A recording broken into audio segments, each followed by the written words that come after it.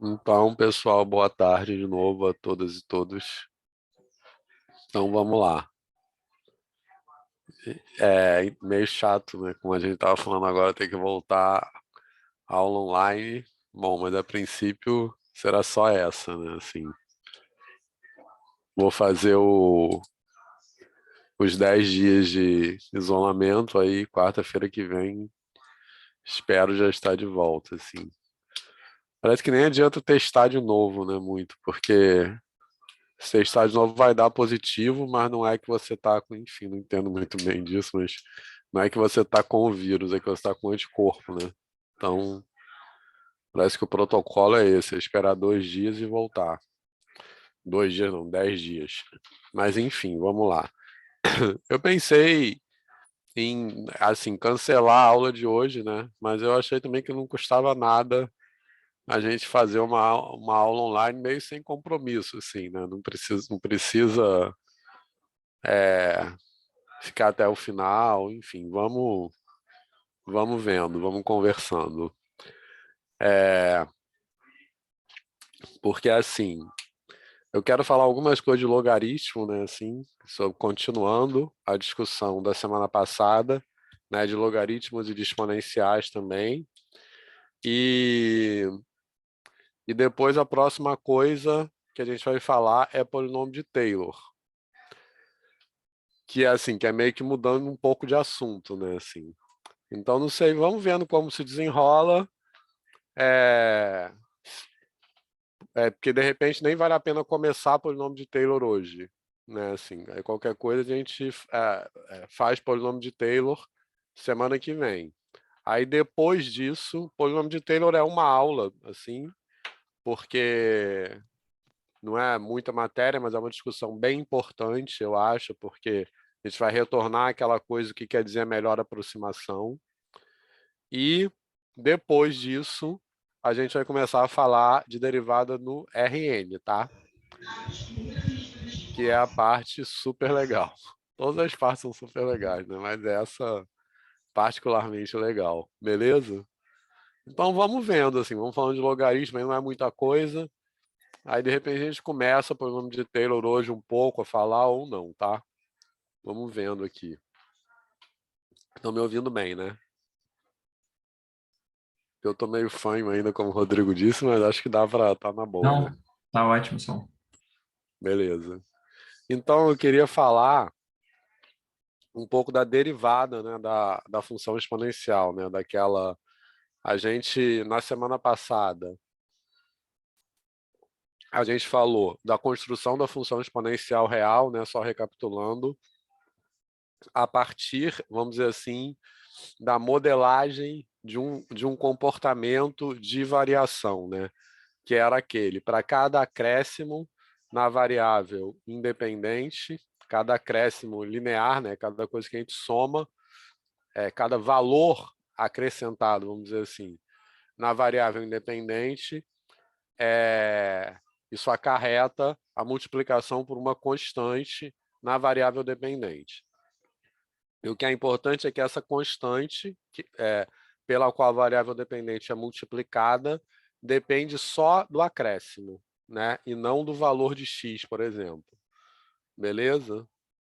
Tranquilo, pessoal? Então, essa é como. E isso junto com assumir uma hipótese de continuidade que a gente precisa para fazer a extensão por completude dessa função dos racionais para os reais, né, que tem aquela questão de como a gente define a exponencial nos inteiros e nos racionais, que é por meio de processos algébricos, e depois como é que a gente estende para os irracionais. Então, assim, a gente vai definindo, né, o que a gente chama de exponencial em cada conjunto numérico, beleza? Tranquilo? Certo? E repara que é definindo mesmo a palavra. Beleza, pessoal? Certo? Porque eu vou definir, por exemplo, algo que eu vou chamar de exponenciação ou de potenciação nos inteiros para estender aquilo que eu chamo de potenciação ou exponenciação nos naturais de forma que aquele comportamento de variação que eu acabei de mencionar seja satisfeito, tá? E assim por diante, né? E como uma manifestação daquilo que a gente já falou, muito em análise 1, na construção dos conjuntos numéricos, quando a gente vai fazendo essas sucessivas definições, né, na passagem dos racionais para os reais, essa passagem não se dá mais conta dessa passagem só com argumentos algébricos, né? A gente precisa de argumentos topológicos. Beleza, pessoal? Alguma dúvida? Só recapitulando. Tranquilo? E aí, agora, a gente vai calcular, eu estou definindo aí a função exponencial com uma base qualquer, a base é um número real positivo qualquer, que eu estou chamando de C. Eu quero falar um pouco de como a gente chega à derivada. Tá tranquilo? Beleza? Tá? Então, eu estou usando, né, como eu tenho feito, escrevendo a razão incremental para essa função e desenvolvendo. Então, repare o que eu estou fazendo aí, por enquanto, não estou passando nada ao limite. É uma conta puramente algébrica. Tá legal? Beleza? Então, o que eu estou usando aí é a propriedade, né, a exponencial da soma, o produto dos exponenciais, que é nada mais do que uma tradução daquele comportamento de variação que eu acabei de falar, né? Que quando eu somo alguma coisa, eu multiplico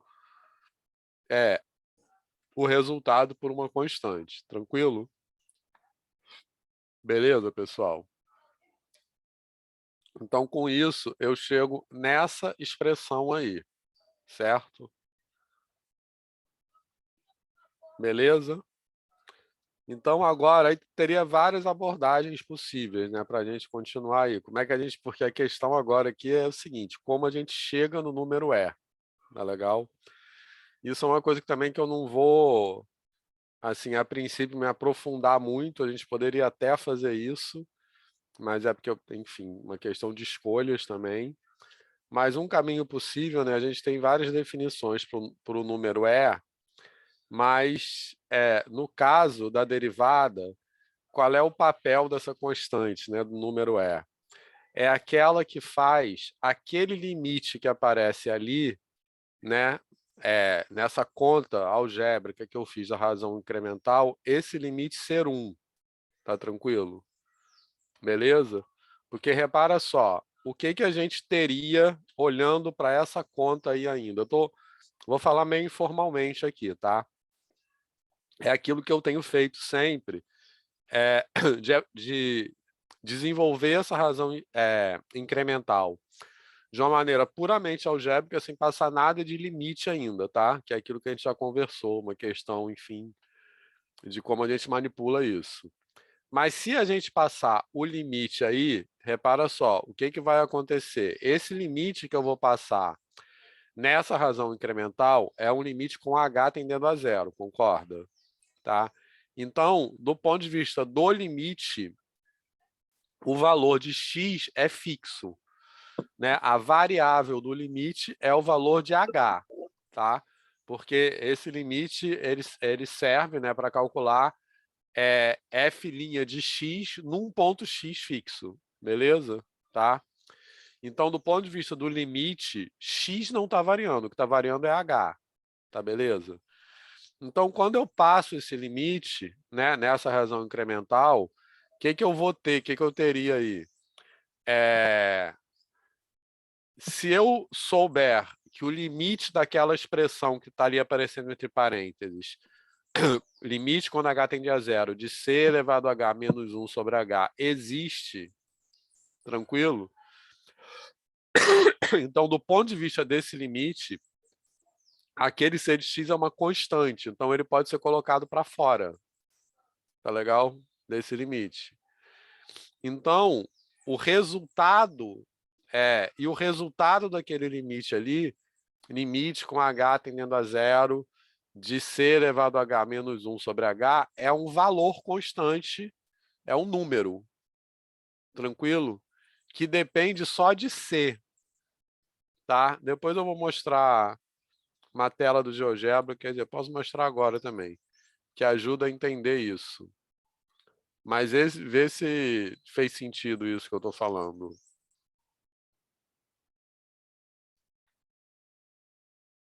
Certo? Olhando para isso aqui, se eu puder passar o limite dos dois lados, né? Por que eu estou falando isso? Porque para passar o limite dos dois lados, eu tenho que ter certeza que esse limite existe, do ponto de vista formal. Beleza? Mas vamos esquece isso por enquanto. Faz de conta que a gente sabe que esse limite existe. Então, eu poderia passar o limite dos dois lados aí nessa igualdade, tá legal?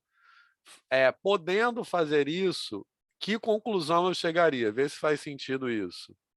Eu chegaria que f' de x, que é o limite da razão incremental, que está do lado esquerdo, seria igual à própria f de x, que é o c elevado a x, que aparece ali do lado direito, multiplicada por uma constante que só depende de c. Tá certo isso? Que é a base. Beleza? Fez sentido isso? Ou não?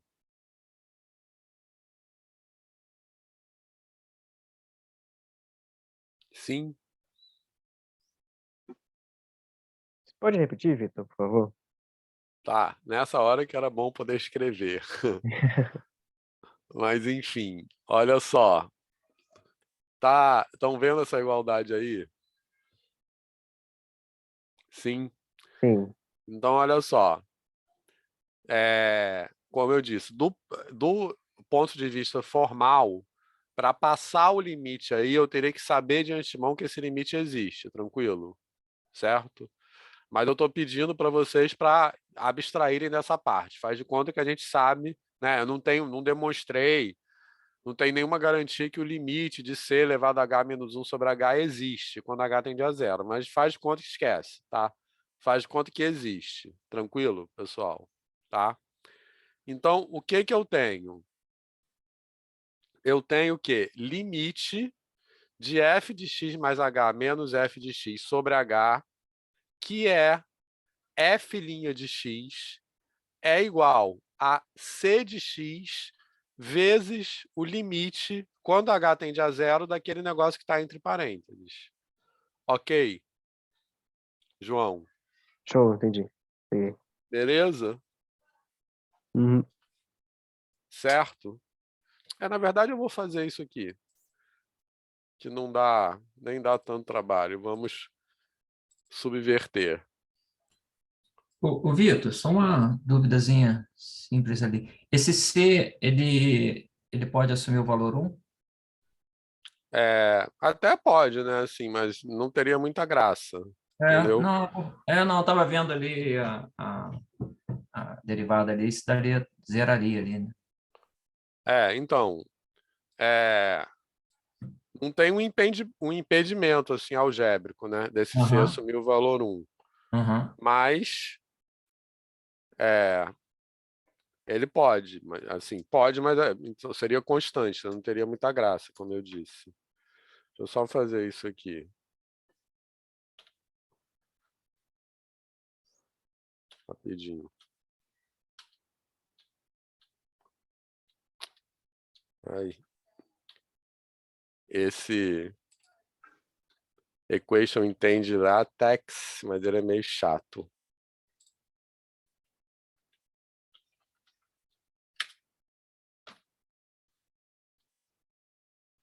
Enfim, peraí.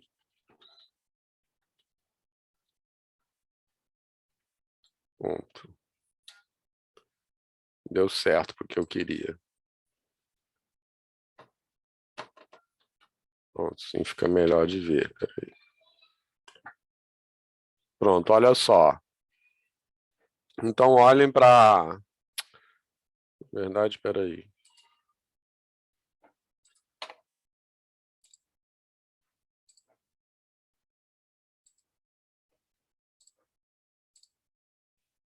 Já estou na parte da frescura agora, mas é só porque acho que fica melhor de ver o que eu estou falando. Tá, então olha só o que eu estou falando, né? Então, o que que eu fiz aí? Eu passei o limite quando h tende a zero naquela expressão de cima, tá tranquilo? Beleza? Tá? Agora, olhem para o limite do lado esquerdo. O limite do lado esquerdo, quer dizer, a expressão que aparece do lado esquerdo é f' de x. Beleza? É a definição de f' de x. Onde f é essa função que está escrita ali em cima para um c maior do que zero qualquer. O que aparece do lado direito é um limite que eu não sei se existe ou não, mas faz de conta que exista. Do ponto de vista desse limite, quer dizer, a variável desse limite é h. Do ponto de vista desse limite, o x está fixo, certo? Tranquilo? Porque é para cada valor de x, mas para cada valor de x fixo. Então, beleza? Que o limite é com h tendendo a zero. Tranquilo? Então, é o limite, do ponto de vista do limite, esse c elevado a x é uma constante. Tá? Então, eu posso colocar ele para fora do limite. Tá legal? Beleza, pessoal? Eu posso usar a propriedade algébrica do limite e fazer isso aqui.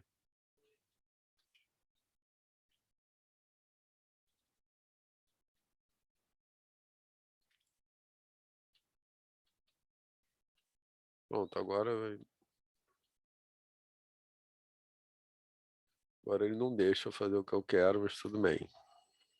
Eu disse que ele é chato.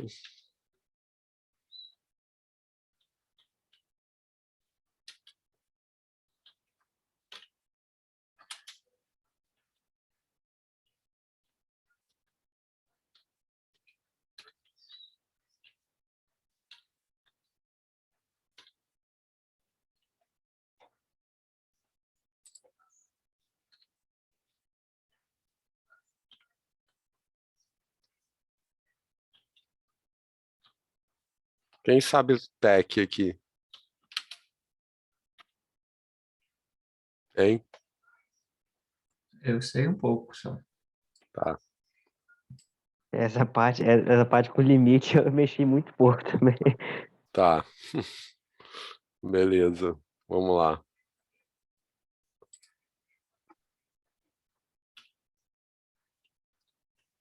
Pô, eu penso em tech.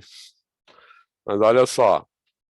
Beleza, é isso que eu quero dizer. Então eu posso fazer isso aí que eu fiz, tranquilo? Alguma dúvida nisso aí? Tá? O que eu estou destacando aqui, que eu quero que vocês entendam, é que do ponto de vista do limite, esse c elevado a x é constante. Então eu posso botar ele para o lado de fora, tá legal? Certo? Alguma dúvida nisso aí? Tá. Então, nessa expressão aí, olha o que está aparecendo. Está aparecendo que f' de x é igual, né? Do lado esquerdo, o que aparece é f' de x. Do lado direito, o que que aparece? C de x, que é a própria f, concordam? C de x é a própria, C de x, C elevado a x, né? É a própria f vezes o resultado desse limite, que é um número, certo? É um valor lá, porque eu vou calcular, vou fazer a conta, vai dar um valor. Esse valor aí, no entanto, ele depende de C, tranquilo? Porque esse C é o valor da base lá. Tá legal? Beleza, pessoal? Alguma dúvida nisso? João, que tinha perguntado. Não, entendi naquela primeira que você falou. Só Tá. tinha, com a fala, eu embolei, mas na segunda você explicou, eu entendi. É porque tem uma coisa de simbologia, porque tem várias letras, né? Então tem aquela coisa que a gente sempre fala que é importante na educação básica, mas é importante para a gente também, né? Entender o que que é variável, o que que é constante, É, beleza? Tranquilo? Juliana caiu, será?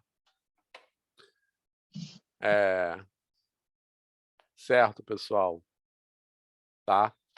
Então, olha o que está acontecendo aí. A conclusão que eu cheguei é que a derivada da função exponencial é um múltiplo da própria função, certo? Onde essa constante de multiplicidade, que é o resultado daquele limite ali, depende da base. Tá tranquilo? Certo? Beleza?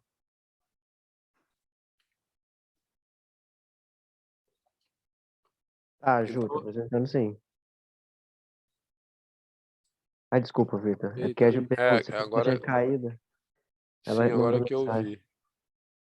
Ju, tá aí? Aconteceu algum problema? Não, eu tô, é porque eu me perdi aqui nesse.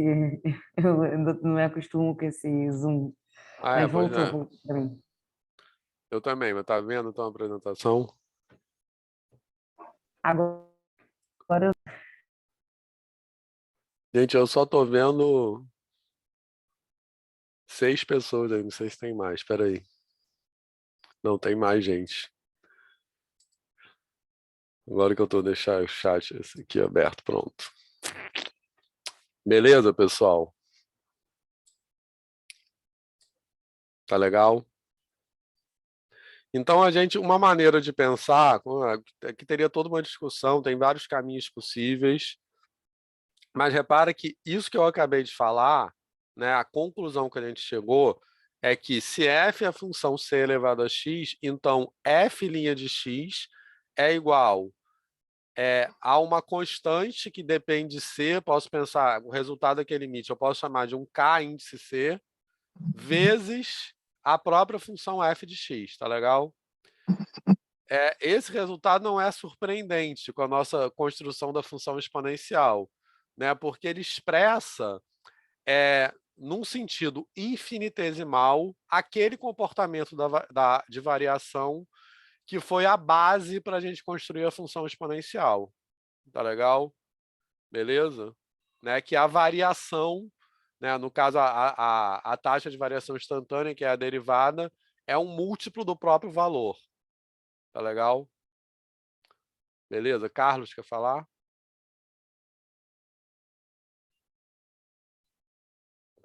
Eu achei que tinha aberto o microfone aí. Beleza?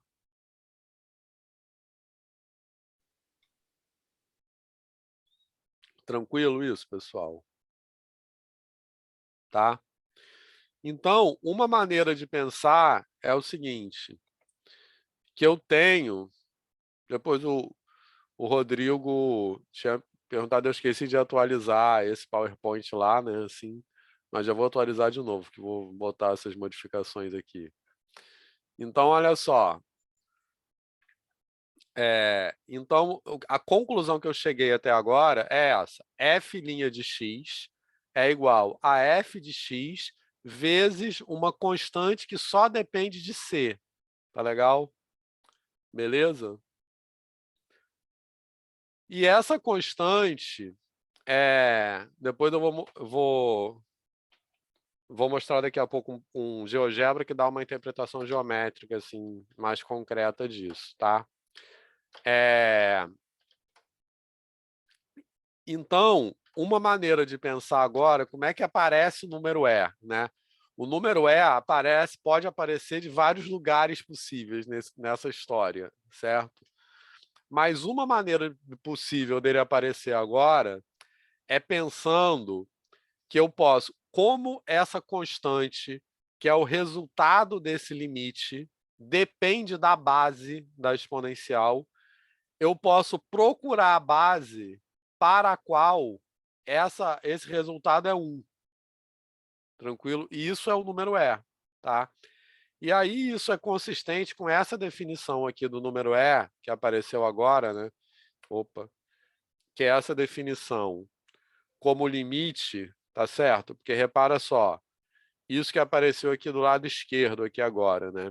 é uma definição do número E possível. Limite com h tendendo a zero de 1 mais h, né, elevado a 1 sobre h, chamando isso de número E, tá certo? Repara que não é uma manipulação algébrica direta, certo? Quer dizer, isso é um teorema que teria que ser demonstrado, mas que essa definição faz esse limite que apareceu na razão incremental dar 1. Tá claro isso? Certo? Beleza?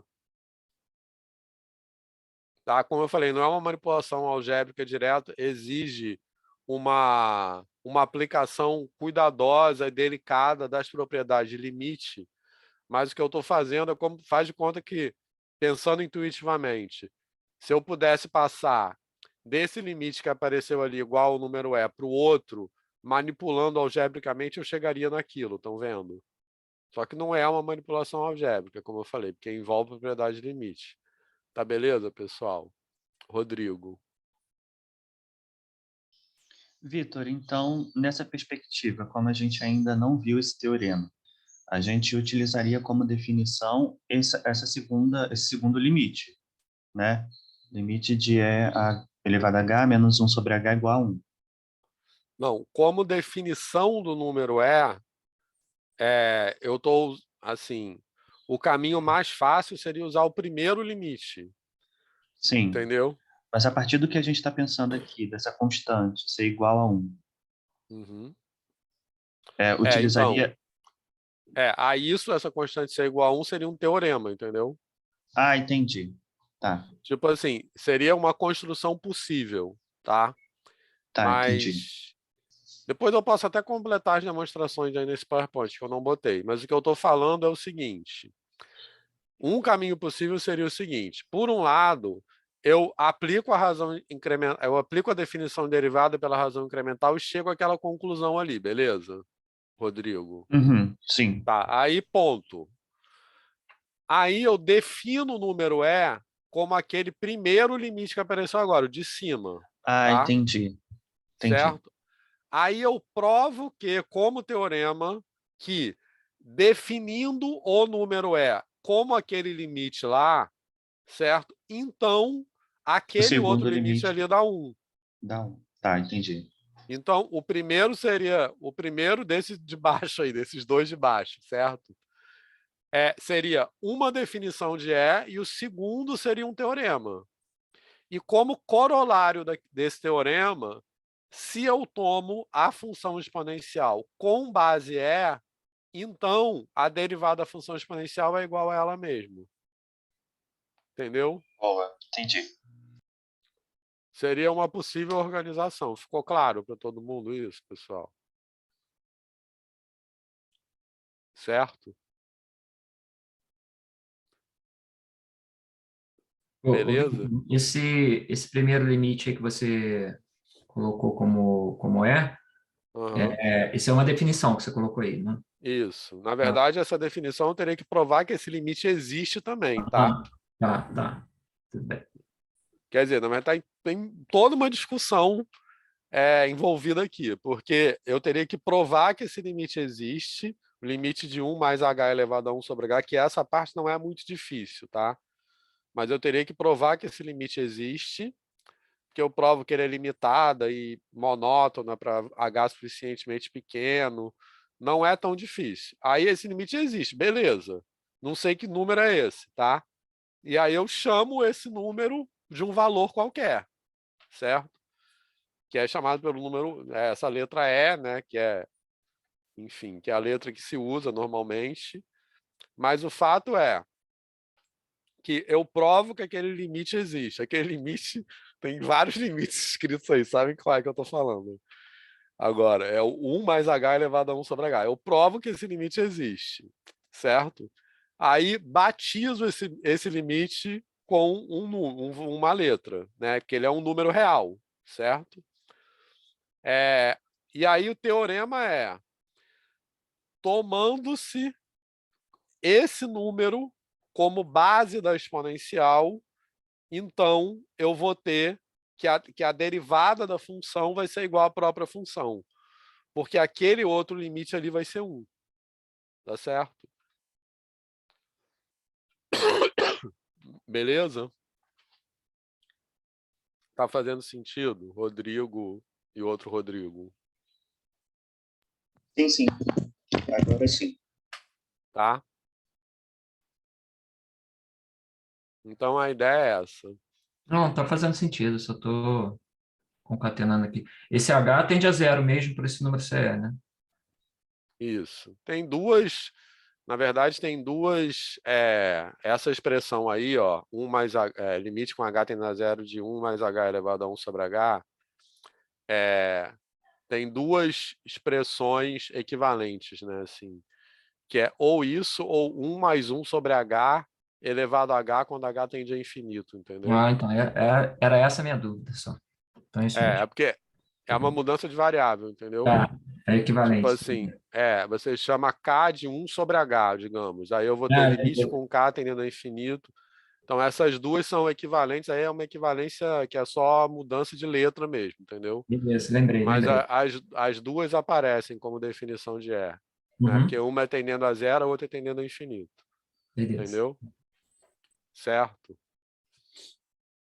Bem, então aí teria toda uma discussão. Outra discussão, como eu falei, é provar que esse limite aí, porque nada eu estou provando que existe, né, e tal. Na verdade, seriam dois teoremas. Provar que aquele limite 1 mais h elevado a 1 sobre h existe, certo? Que esse não é muito difícil. Nenhum dos dois é muito difícil, tá? É só manipulação mesmo, assim. Provar que esse limite existe, aí esse limite existindo, chamo o resultado dele de um nome, e o segundo teorema é provar que com esse valor real, o outro limite dá 1. É isso, basicamente. Dois teoremas cujas provas eu não estou colocando aí, mas eu posso botar, tá? Mas o que eu quero dizer é que, assim, que a conclusão que a gente, assim, acho que é importante entender, a conclusão que a gente chegou sobre a derivada das funções exponenciais é que a derivada é um múltiplo da própria função. Tá legal? E que isso não é surpreendente a partir da construção que nós fizemos com a função exponencial. Tá tranquilo? Beleza? Que é o acréscimo corresponde a uma multiplicação. Tá legal? Beleza? Então, a variação da função é dada por uma multiplicação dos valores da própria função. Beleza? Certo? Aquilo que a gente falou desde o começo, quando está falando de função exponencial. Quando eu, por exemplo, ando uma unidade de tempo, eu multiplico por 2. Quando eu ando mais um, eu multiplico por 2. Beleza, pessoal? Então, é, essa cara aí para a derivada não é surpreendente para a função exponencial por isso. Beleza, pessoal? Ficou claro isso? Posso continuar? Certo? Bem, e aí teria uma outra discussão, que aí já é bem mais difícil, que é provar que esse número que foi definido dessa forma, é um número irracional e transcendente, tá? Aí as provas disso já são bem mais complicadas. Tranquilo que eu também optei por não entrar por esse lado. A gente poderia até fazer isso também, tá? Beleza? Tranquilo, pessoal? Enfim. Mas aí eu queria dar outra, assim, uma interpretação geométrica também para esse limite que aparece ali. Então, esse limite aqui, tá? Essa igualdade de limites. Então, repara que o que eu acabei de falar é que f' de x, né? O que isso aí está dizendo é que f' de x é igual a f de x vezes uma constante que depende da base. Tranquilo, pessoal? certo? Vou até escrever isso aí no chat. Depois eu incorporo. Na verdade, só aparece depois nesse PowerPoint, mas eu vou botar também.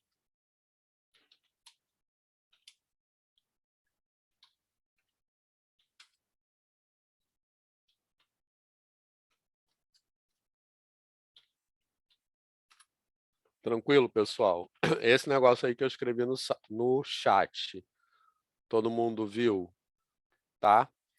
Que f' de x é k índice C vezes f de x. Beleza? Tá?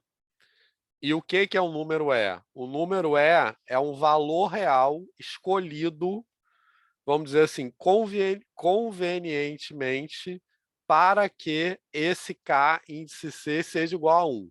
Tá? Uma maneira de pensar isso. Beleza? Agora, eu quero dar uma, assim, refinar um pouco essa interpretação, que quem é esse K índice C, mais especificamente? Repara que esse K índice C é f' de 0. Fez sentido isso? Sim, sim. Certo? Beleza? Tá? Por definição também. Se eu jogar ali na definição que aparece ali em cima, ó. Se eu jogar, se eu colocar x igual a 0, né? Naquela c de elevado a x mais h menos c de x sobre h, se eu colocar x igual a 0 ali, eu vou ter aquilo que está ali embaixo. Tranquilo? Então, mais especificamente, o que essa fórmula está dizendo é isso aqui, ó. F' de x é igual a f' de 0 vezes f de x, tá? Certo? Só estou identificando que esse K índice C, esse K que depende de C, é o f' de 0, tá legal? E esse f' de 0 depende da base também, porque o que é o f' de 0? É a inclinação da reta tangente no ponto x igual a 0. Tá beleza, pessoal? Certo? Então, deixa eu botar um GeoGebra aqui, só um minuto. Tá na boa isso aí?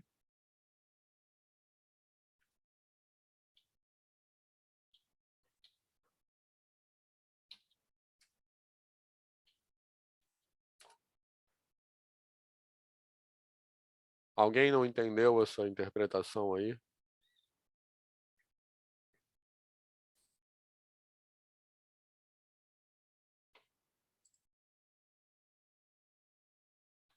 Certo, então espera aí.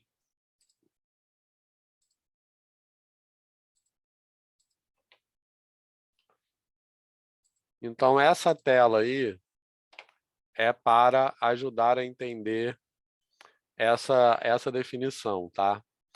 Então repare o que eu estou colocando aqui. Deixa eu esconder essa reta por enquanto. Simplesmente o que eu estou visualizando nesse gráfico aqui é a função exponencial, o gráfico de uma função exponencial, e nesse controle deslizante que vocês estão vendo aqui, eu estou mudando basicamente a base. Tá legal? Beleza?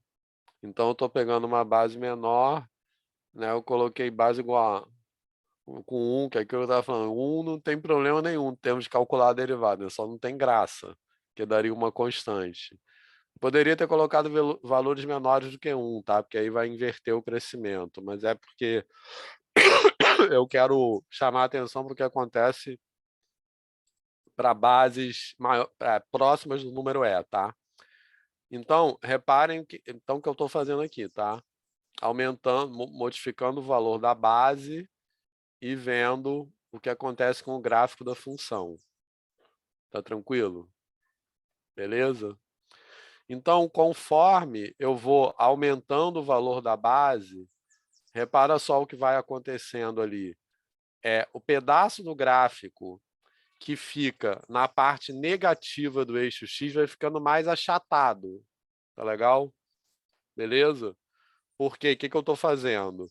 Eu estou pegando valores negativos do expoente. Então, para valores negativos do expoente, quanto maior a base, menor o resultado da exponenciação. Concordam, pessoal? Tá? E do lado positivo do eixo x, ao contrário, né? Quanto maior a base, maior os valores. Tá tranquilo? Certo? Então, é interessante observar com esse controle deslizante, né, esse efeito geométrico ali. Estão vendo que é bem nítido? Certo? Então, o gráfico vai ficando do lado esquerdo mais achatado e do lado direito mais inclinado, mais alto, né? Assim. Beleza, pessoal? Alguma dúvida? Certo? Tranquilo? Então, o que eu tenho aqui? Vamos olhar para a reta tangente dessa função exponencial no ponto x igual a zero. Tá legal? Beleza? Que é aquele ponto ali 0, 1. Tá? Vou até marcar esse ponto aqui.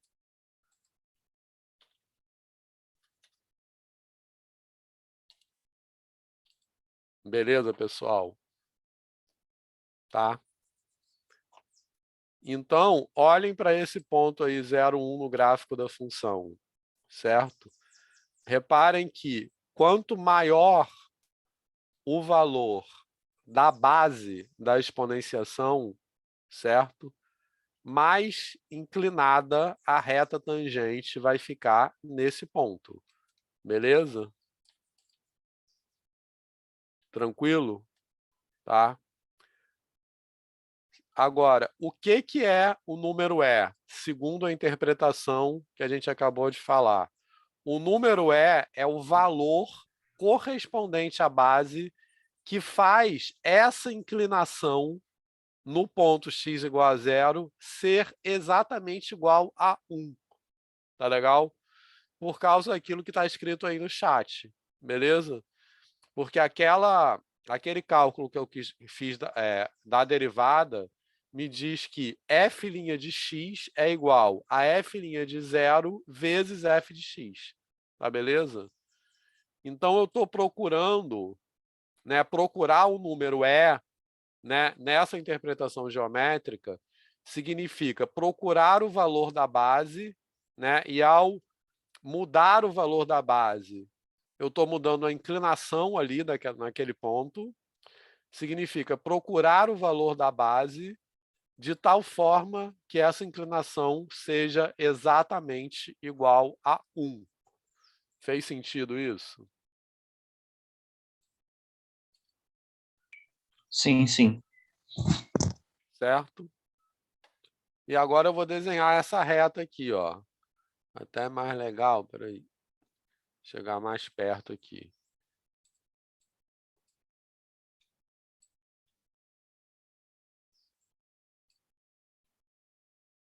Beleza? Então, repara que para essa reta azul que eu desenhei, que apareceu aí agora, não é a reta tangente a esse gráfico não, tá? Essa reta aí é a reta que passa por aquele ponto que tem inclinação 1. Então, nessa interpretação, o que é procurar o número E? É procurar qual é a base de tal forma que a tangente seja essa reta que apareceu, ou seja, que a inclinação seja 1. Então, repare que para esses valores aqui que a gente está vendo, a inclinação da reta tangente é maior do que 1. O gráfico está mais inclinado do que 1 ali. Beleza? Tranquilo? Então, eu vou diminuindo. Para esses valores aí, ó, olha só agora. O gráfico está menos inclinado do que 1. Tá tranquilo? Beleza? Então, aqui eu estou colocando para base igual a 1,8, por exemplo, eu vejo que a inclinação do gráfico no ponto 0, x igual a 0, é menor do que 1. Se eu aumento isso aqui, né, agora 4,5, eu vejo que a inclinação desse gráfico agora é maior do que 1. Então, tem algum lugar aqui no meio que a inclinação fica exatamente igual a 1. E não surpreendentemente, esse valor, olha só, muito próximo aí do nosso amigo número E. Vocês vão vendo que a inclinação daquele gráfico ali fica muito próxima de 1. Beleza, pessoal? Fez sentido isso?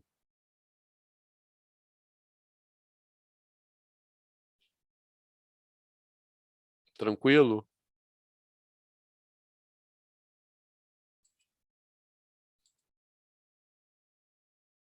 E aí, alguém quer falar alguma coisa?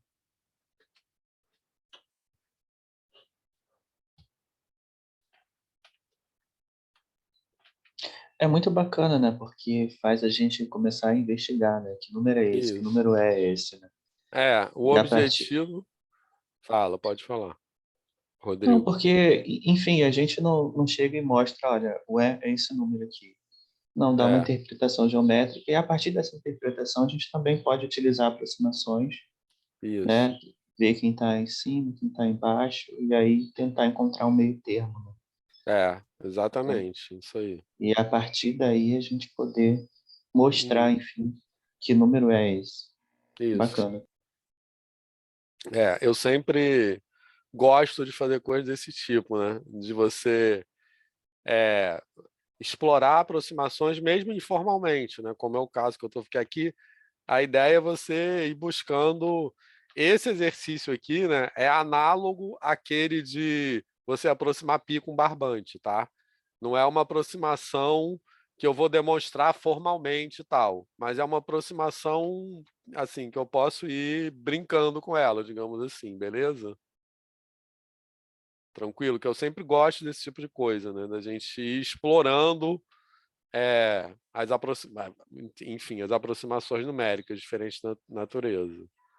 Beleza, pessoal? Entenderam essa afirmação que eu fiz agora? Essa atividade aí é da mesma natureza daquela de aproximar pi com barbante? Porque eu não estou formalizando, né? Eu estou só explorando uma aproximação, tá? A partir da definição do número E. Tá legal? Beleza? É diferente daquela aproximação de raiz de 2 que a gente faz elevando ao quadrado, porque aquela é uma aproximação rigorosa, tá? Que eu tenho certeza de cada casa decimal determinada. Aqui não. Aqui é uma aproximação informal, digamos.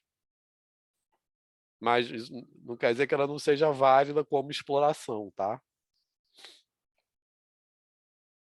Beleza, pessoal? Ficou claro isso?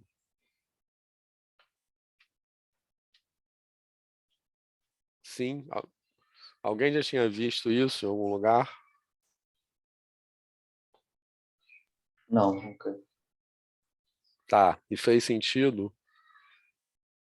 Total. Tá.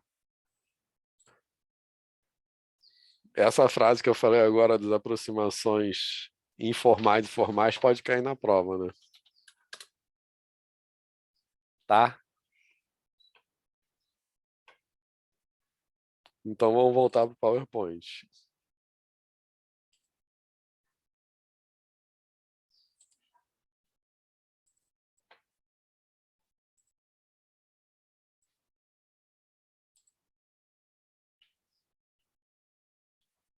Então, olha só. Agora, começando a falar de função logarítmica, tá? Posso continuar? Alguém quer perguntar mais alguma coisa sobre isso? Então, vamos lá.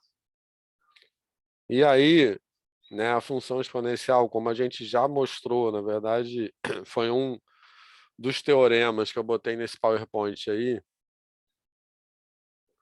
que a gente meio passou batido, mas ele está aí nesse PowerPoint, de que essa função exponencial, a não ser quando c é igual a 1, né, ela agora a gente vai precisar, para calcular a função logaritmo, para definir a função logaritmo, a gente vai precisar da restrição que c é diferente de 1, tá? Senão eu não consigo definir o logaritmo como função, beleza?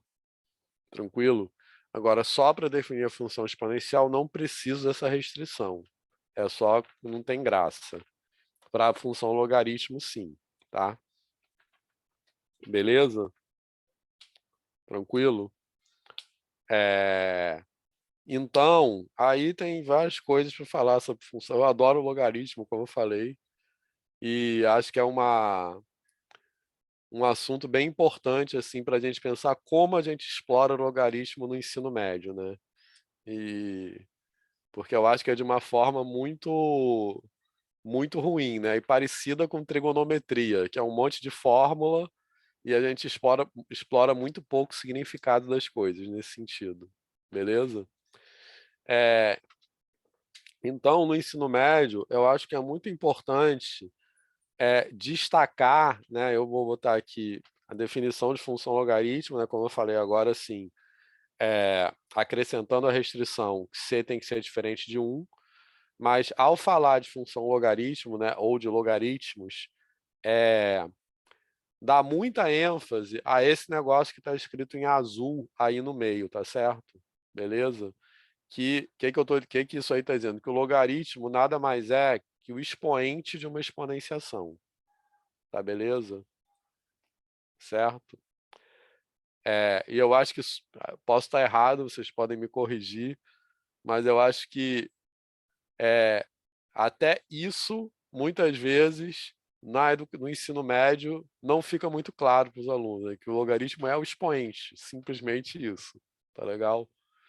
Né? Porque tem umas coisas que vejo de equação logaritmo, não sei o quê, mudança de base de logaritmo, que são, enfim, propriedades e que, de novo, né, como a gente já viu em várias coisas, fica tudo um monte de conta algébrica sem ninguém entender nada do que está acontecendo. Tá beleza, pessoal? Certo? Então, aquela equivalência, aquele sei somente sei que aparece ali, é isso. Qual é a definição de logaritmo de y em relação à base c? É o número ao qual eu preciso elevar a base c para obter como resultado da exponenciação aquele valor y que eu tenho. Tranquilo? Certo? E aí, por isso que não pode ser 1, né? Porque se a base é 1, eu posso ir elevando a qualquer coisa que, enfim, vai continuar dando 1, né? Nunca vai chegar ao valor que eu quero. Tranquilo? Beleza? Então, por isso que não faz sentido definir logaritmo como função para a base 1, tá? Alguma dúvida? Bem, e aí, a gente, pensando ainda no ensino médio, a gente dando muito destaque àquela definição, né, essa ideia de logaritmo, né, que é nada mais que o expoente da exponenciação, eu escrevi isso aí, mas as propriedades de logaritmo, né, elas, a partir desse conceito de logaritmo, né, assim, quer dizer, a gente dando bastante ênfase a isso, aquelas propriedades de logaritmos nada mais são que formas de reescrever as propriedades correspondentes da exponencial, tá legal? Então, essa propriedade de logaritmo que apareceu aí, né? O que está escrito aí? É aquela propriedade já conhecida de exponencial, certo? Que quando a gente soma os expoentes de uma exponenciação, a gente multiplica o resultado da exponenciação, agora escrita de outra forma, tá? Então, esse entendimento é quase, vamos dizer assim, é muito mais evidente se a gente olha para essa fórmula, para essa propriedade de logaritmo, lembrando quem são os atores envolvidos, né? Que os y, I1 e y2 que aparecem aí, são os resultados das exponenciações, beleza? Né? E o logaritmo são os respectivos expoentes. Tá tranquilo? Beleza, pessoal? Alguma dúvida nisso? Então, essa propriedade, ela, como eu estou falando, ela diz isso. Tá certo? Beleza? Para obter um resultado que é o produto, né, daqueles resultados anteriores, eu preciso somar os expoentes. É isso que esse resultado diz. Certo?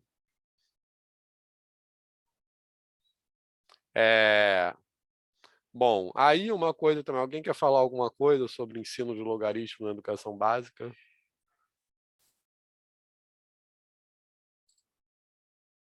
Tá. Então, uma coisa que concordam com essa afirmação, né? Assim, que é tipo, eu acho que é muito parecido com trigonometria, que fica um monte de conta que a pessoa faz e não entende nada do que está fazendo, tá? Então, nesse caso aí, uma coisa que eu não vou alongar muito, né? Eu queria só destacar isso, que aquelas propriedades algébricas, né? Assim, se a gente olha para elas, tendo a ideia de logaritmo como expoente em mente, o significado delas eu acho que fica muito mais fácil de entender, digamos assim, muito mais evidente. Mas assim, acho que é importante pontuar isso. No caso específico dessa propriedade aí, isso tem a ver com uma origem histórica do logaritmo, né? Assim, mas que eu nem sei muito bem contar essa história, né? Porque ele não nasceu da exponenciação. Não sei se tem alguém aí que saiba contar essa história. Ele nasceu por outros caminhos, mas ele nasceu como uma ferramenta algébrica, digamos assim, para transformar produtos em somas. Tranquilo? Beleza? Então, eu acho que essa reflexão, isso era uma coisa que era usada até muito pouco tempo atrás, né? Assim, a gente fazer conta usando tabela logarítmica. Certo? Não é do meu tempo isso, mas também não é muito anterior a mim, né? Na década de 70, eu acho, ou até começo da década de 80, nos cursos de graduação em engenharia se usava aquela régua de cálculo, né? Que era um negocinho assim, uma ferramenta que tinha uma tabela logarítmica embutida, né? Que você regulava. Não sei se alguém já viu isso. Na minha sala tem uma, se tivesse lá poderia levar. Mas alguém já trabalhou aqui com tabela de logaritmo? Alguma vez? Já viu, sabe do que é o que eu estou falando ou não? Eu já fiz bem introdutório, Vitor, meio que com essa ideia aí que você falou de Isso. transformar produto em soma mesmo, sabe? Só para contextualizar mesmo. Mas Aham, nunca. Na verdade, assim, a minha experiência com logaritmo no ensino médio é bem introdutório também, não sei. aham. Ah, então vou falar várias coisas aqui, tá? Assim, nunca passei muito dessa parte introdutória, assim. Uhum. Tá, então uma coisa que eu quero falar daqui a pouco bastante é a questão de logaritmo como ordem de grandeza, tá? Que é isso que eu acho que é bem bacana explorar no ensino médio, tá? Mas essa coisa da régua de cálculo, ela está enfim, da tabela de logaritmo, ela está na origem histórica do logaritmo. Na verdade, os foram inventados como uma ferramenta para transformar produto em soma. E por que que isso é importante? Porque a gente fazendo exercício de nos transportar para um momento onde não existiam calculadores, é, cal, calculadoras e computadores, era fazer multiplicação na mão é muito mais trabalhoso do que fazer soma na mão, tá? Certo? Pensando que a gente fazendo multiplicação com números grandes, tá beleza? Certo? Tipo assim, faz conta que a gente quer multiplicar dois números de 5 algarismos, né? Então a gente tem que fazer 5 multiplicações e uma soma, beleza? Certo? Então, isso pode parecer para a gente hoje um detalhe, mas num momento onde era preciso fazer contas assim, com determinada rapidez, e a gente não tinha ferramentas, tecnologias digitais, então isso fazia uma grande diferença, beleza? Tá? Então, qual era a ideia aí? Né? A gente tem dois números que a gente quer multiplicar. Então, a gente entrava com esses números na tabela logarítmica, calculava os logaritmos correspondentes para y1 e y2. Faz de conta que a gente quer multiplicar y1 e y2, certo? Calcular y1 vezes y2. Então, a gente entrava com y1 e y2 na tabela logarítmica, beleza? E aí achava os logaritmos correspondentes, log de y1 e log de y2, beleza? Aí pegava esses valores e somava, tranquilo? E aí o que essa propriedade nos diz? Que o resultado dessa soma é igual ao logaritmo do produto. E aí entrava de novo na tabela, ao contrário, procurando qual era o número que tinha aquele valor como logaritmo. E esse número é o resultado do produto que a gente está procurando. A tabela logaritmo nada mais é, né, do que uma tabela com duas colunas que tem os números dos seus respectivos logaritmos. Então, na primeira etapa, a gente entrava com os números y1 e y2 na primeira coluna da tabela, achava os logaritmos. Somava esses valores e entrava com o resultado na segunda tabela, procurando de quem aquele valor é logaritmo. Tá beleza, pessoal? Certo? Ficou claro isso?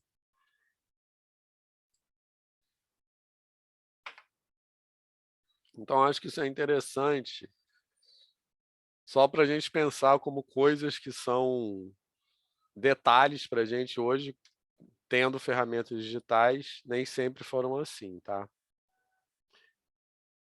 Então, agora, olhar de novo rapidinho, olhar de novo para aquela conta lá que eu fiz a derivada da função exponencial. A gente pode só, isso aí bem rápido, a gente pode só reescrever aquela fórmula que a gente obteve de outra maneira, tá?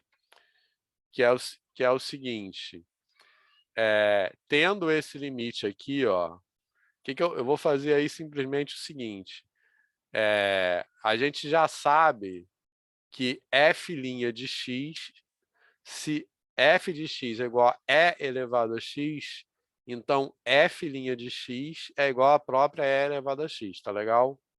Beleza? Agora eu vou só, que a gente já tem o logaritmo, eu vou só escrever uma fórmula genérica para f' de c por um c qualquer, tá legal? Só isso que eu vou fazer. Então eu tenho isso aí que a gente já viu, né? Uma propriedade do número E. E aí eu tenho um c elevado a h qualquer, eu posso usar a propriedade de logaritmo para escrever dessa forma aí, tá legal? Beleza? Tá? Todo mundo entendeu o que eu fiz aí? É uma chamada mudança de base, tá? Porque o que aparece naquele expoente ali, ln de c, hln de c, isso aí já estou usando a notação ln como logaritmo de base E, tá? Que eu não avisei isso, mas enfim, acho que Então, hln de c é ln de c elevado a h, tá? Certo? Então, por isso que E elevado a h ln de c é E elevado a ln de c elevado a h, que é o próprio c elevado a h, tá? Certo? Tranquilo? Então, isso me diz esse resultado ali. Quer dizer, isso me diz não. Agora, o limite de cima, esse limite que aparece aqui, uma consequência dele é isso aí, porque eu estou só multiplicando H, como se eu colocasse um H' igual a HLN de C. Tá? Então, eu tenho esse negócio aí, certo? Então, eu chego à conclusão de que aquele limite ali é igual a ln de C. Todo mundo entendeu essa conta? Ou não? Isso eu vou só usar para substituir ali na fórmula da derivada, tá? Deu para entender ou não?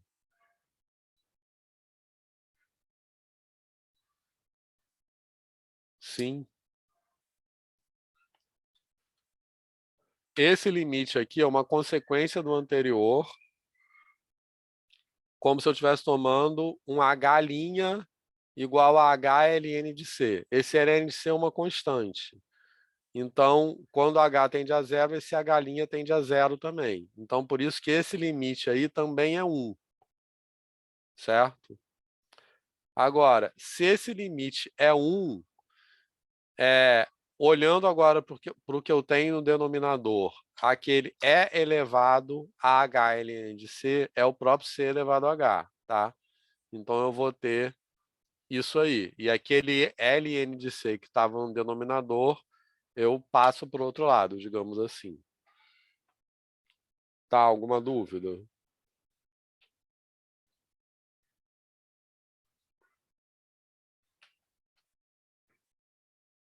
Beleza? Certo. Agora, para que isso foi útil? Porque agora eu posso substituir isso na fórmula ali em cima, tá? E eu vou chegar à conclusão, vamos dizer assim, que uma fórmula genérica para a derivada da função exponencial de base C qualquer é essa fórmula aí, tá? ln de C vezes C elevado a x. Tranquilo? Certo? Só que a gente não usa muito essa fórmula porque não precisa. Porque como a base no cálculo com função exponenciais logaritmas é aquela mais simples, né, porque a derivada é ela própria, tudo pode ser reduzido à base E, certo? Usando aquela mesma fórmula ali de mudança de variáveis. Beleza? Então eu uso a base E como referência. Aí eu tenho essa fórmula aí que era para ter aparecido antes, mas tudo bem. Alguma dúvida nisso? Isso aí é meio que uma curiosidade, digamos assim, na verdade.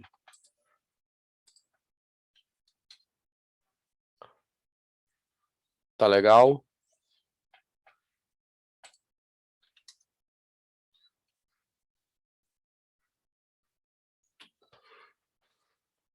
Então vamos lá. Então agora eu quero deduzir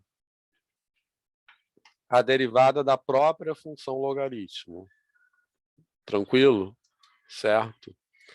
E aí a gente vai usar essa dedução. É uma consequência da regra da cadeia, tá? E é o procedimento que a gente usa para calcular derivadas de funções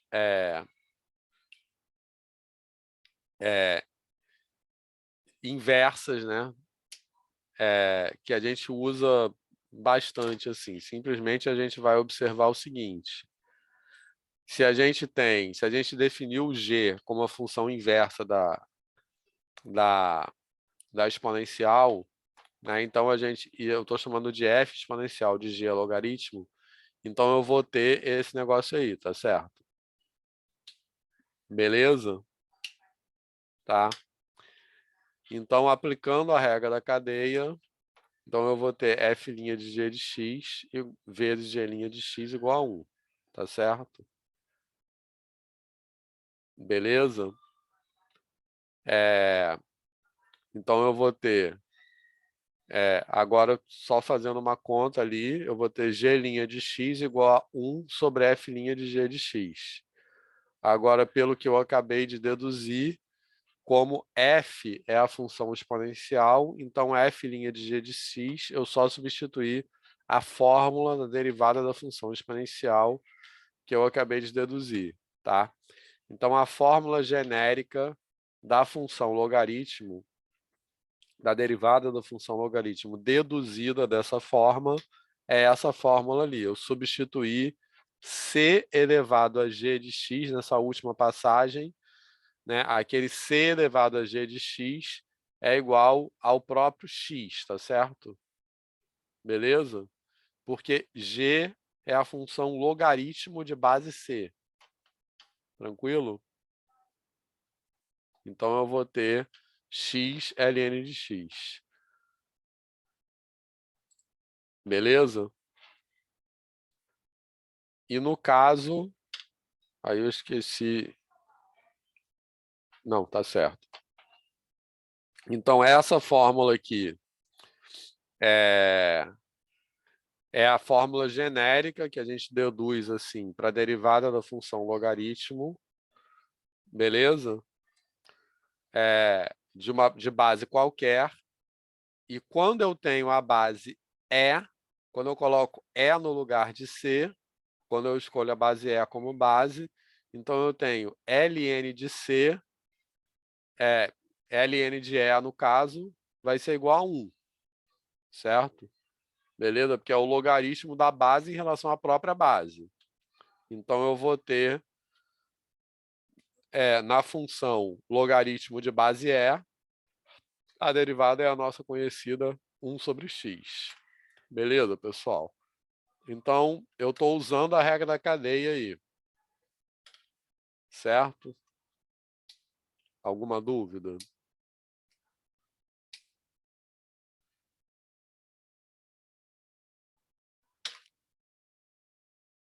Tá. Então, eu vou fazer agora uma pergunta para cair na prova, tá? Já que na aula online a aula é mais chata mesmo, tá? Então, só para vocês acordarem. Que é o seguinte, não tem nada, tem alguma coisa errada nesse slide? Não sei nem se eu vou responder essa pergunta agora, que a resposta dela é bacana, eu acho. O que vocês acham? Alguém quer falar alguma coisa?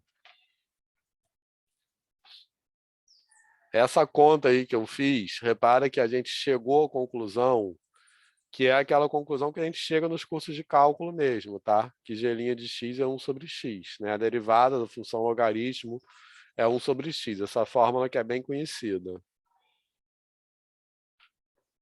Beleza? Certo? Mas vocês acham, vou botar a pergunta assim, vocês acham que nesse slide aí está faltando alguma coisa? Todas as passagens que a gente fez aí são justificáveis? O que vocês acham?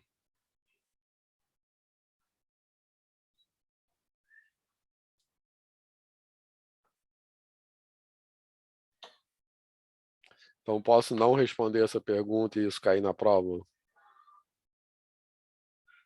Não, calma aí. Deixa a gente tentar, calma aí. Não, acho que eu vou responder. Eu acho que é garantir, na verdade, que o limite existe. Não sei se é É contínua. por aí. É garantir que alguma coisa existe. É por aí, Rodrigo. Não é bem o limite, assim, mas vem daí, na verdade. Tá. Quer dizer, Não tem a sei o que ver com é. isso, mas é garantir alguma coisa que a gente não tem a garantia, é isso. É derivável? Entendeu? Que é contínuo? Isso. Que se é derivável, certo? Tá.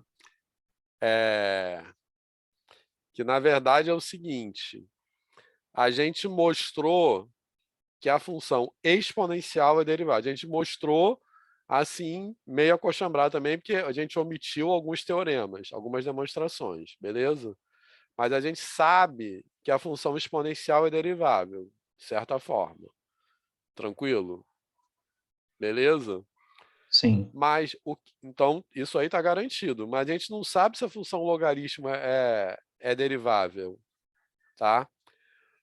Presta atenção no que a gente fez aí. A gente aplicou a regra da cadeia, tá? Nessa passagem aqui, a gente, da penúltima linha que está escrita aí na tela, para a última linha, a gente aplicou a regra da cadeia, concordam com isso? Beleza? Mas lembrando que a gente já falou também bastante quando a gente falou sobre a regra da cadeia. A regra da cadeia não é simplesmente uma fórmula. Ela é um teorema que tem hipóteses e tem uma tese, tá? Quais são as hipóteses da regra da cadeia? As hipóteses são se f e g são deriváveis. Tá tranquilo? Beleza? Então, o que a regra da cadeia diz? Né, no caso, se g é derivável em x e f é derivável em y igual a g de x, então a composta, f composta com g, é derivável em x e a derivada é dada por essa fórmula aí, tá? Beleza? Então, o que está faltando aí é uma hipótese que nos permita aplicar a regra da cadeia. Ou seja, para aplicar a regra da cadeia nessa passagem, eu tenho que saber de antemão que a função g é derivável. Ficou claro? Sim, sim. Certo? Beleza? Então, na verdade, quando a gente faz essas... Aí depois, se a gente soubesse disso, quando a gente faz essas... Aí daí para frente, tá ok, tá? O que... A passagem que está faltando é essa aí, que tem até um espaço ali no meio, tá? Depois eu vou escrever isso aí. Beleza? Tranquilo, pessoal? Ficou claro isso que eu estou falando? Tá?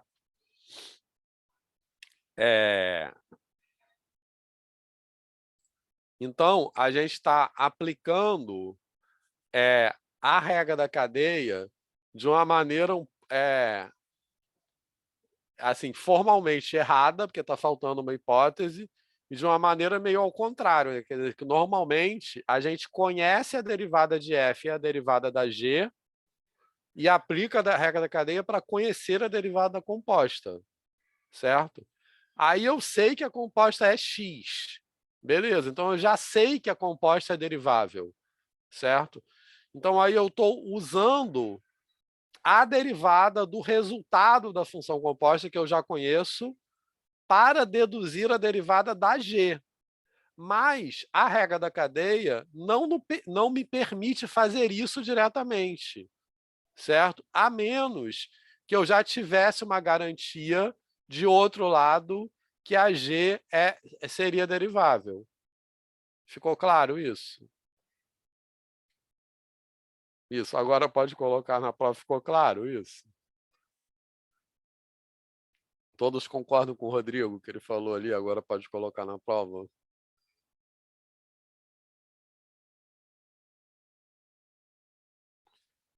Então, na verdade, qual seria o caminho para isso? É uma coisa que eu optei também por não colocar no curso, mas é uma coisa que, assim, bem legal também, que é o chamado teorema da função inversa. Todo mundo já ouviu falar nesse teorema alguma vez, pelo nesse nome? Ou não? Esse eu nunca ouvi, não. Teorema da função implícita também, que tem a ver com isso.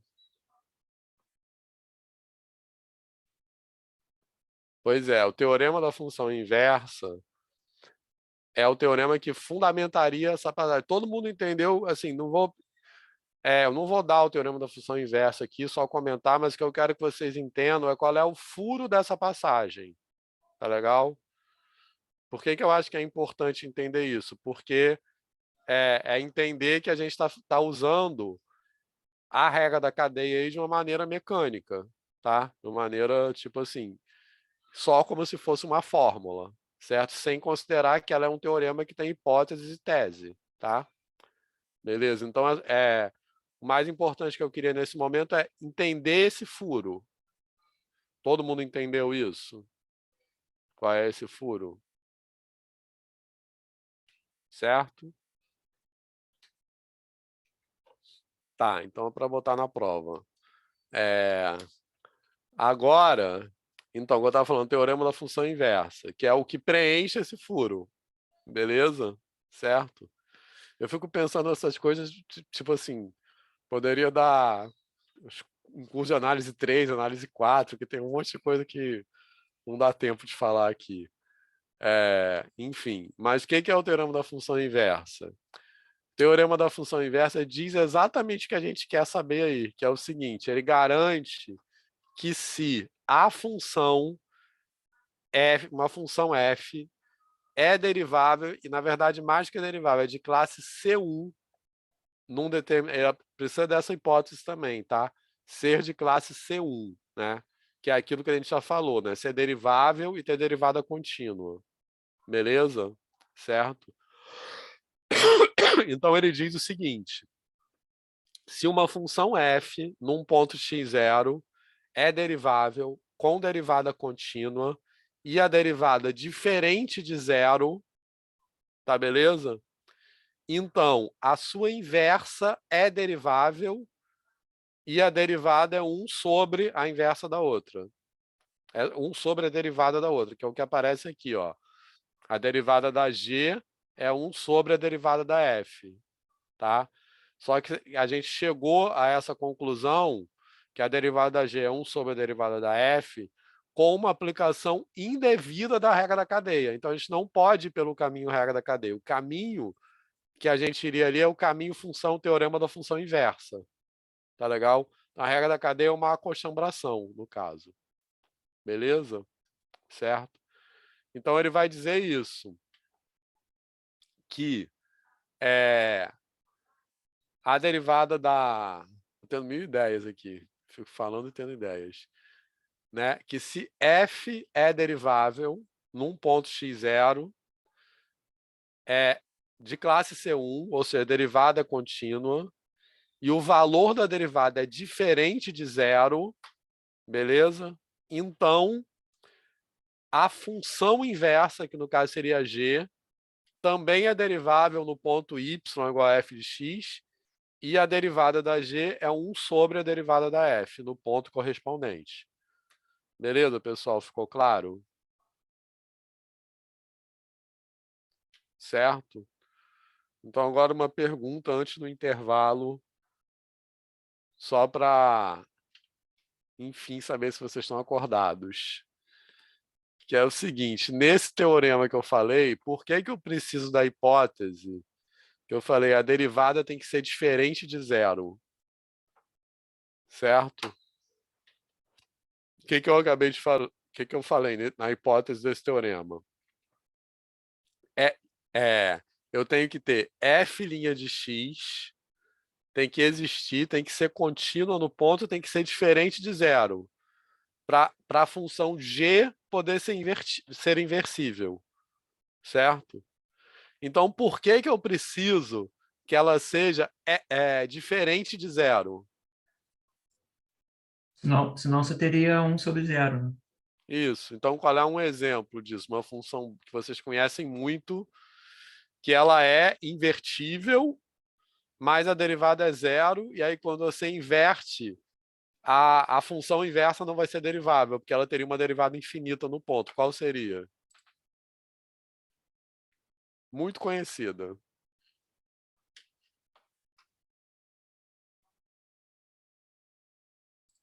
Calma. Uma função, ó, vou dar mais pistas. Oi? X2?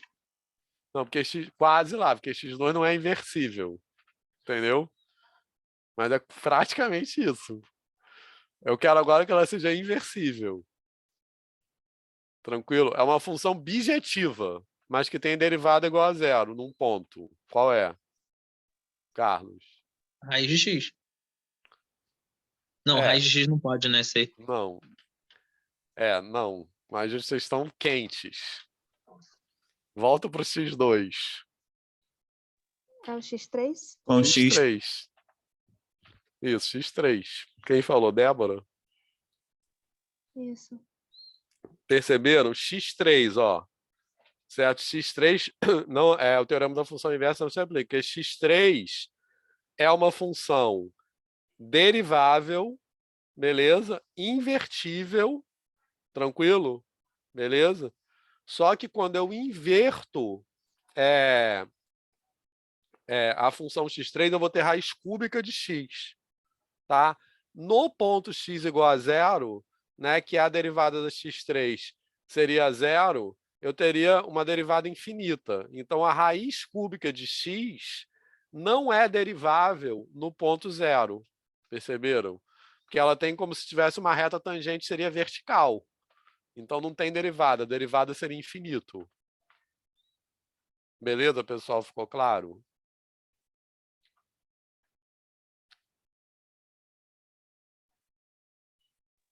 Isso pode ser tomado como uma justificativa formal para a gente falar que o raiz cúbica de x não é derivável?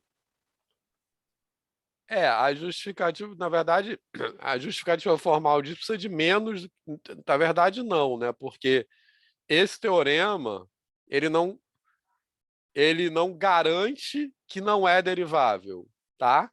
Ele não garante que é derivável, são coisas diferentes, entendeu, Carlos? A justificativa formal é mais simples do que isso, porque eu poderia calcular a derivada da função x3 no ponto x igual a zero pelo limite. E eu verificaria que é um limite que dá infinito, entendeu? Beleza, Carlos? Ficou claro? Aham. Então, na verdade, seria mais simples do que isso. Eu poderia jogar a f de x igual a x3 no limite lá, substituindo x igual a zero e mostrar que esse limite dá infinito, entendeu? Seria isso. Mas, geometricamente, todo mundo entendeu o desenho? O exemplo?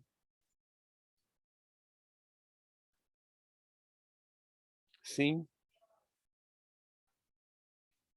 Então, beleza. Então, intervalo.